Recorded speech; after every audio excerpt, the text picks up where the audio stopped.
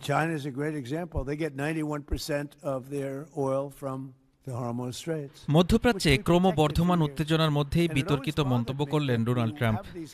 মার্কিন প্রেসিডেন্টের দাবি, আমেরিকার আর তেলের কোনো প্রয়োজন নেই, তাই হরমুজ প্রণালীর সুরক্ষায় চীন ও জাপানের মতো দেশগুলোকে এগিয়ে আসতে হবে। এদিকে ইরানও দিয়েছে পাল্টা হুঁশিয়ারি। বিশ্বের মোট জ্বালানি তেল পরিবহনের প্রায় 20% নিয়ন্ত্রক স্ট্রেট অব হরমুজ বা হরমুজ প্রণালী।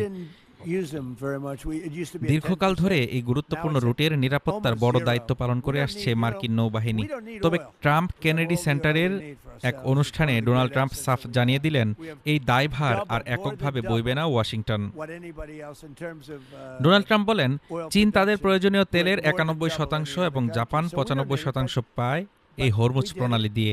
আমরা বছরের পর বছর ধরে তাদের নিরাপত্তা দিয়ে আসছি, যা আমাকে সবসময় বিরক্ত করেছে।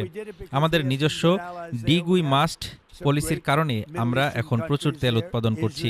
এই পথ দিয়ে আমাদের তেল আমদানির হার 10% থেকে শূন্যে নেমে এসেছে।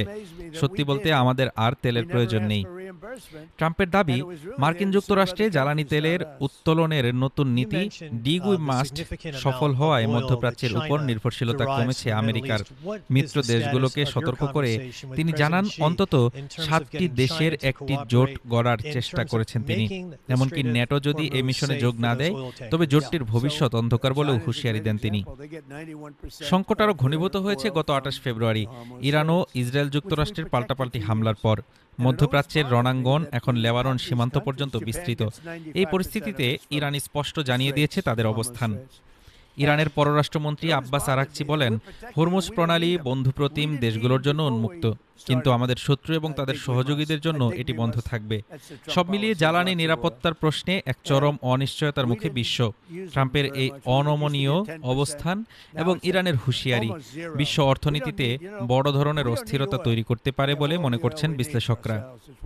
Desk report, Dhaka today.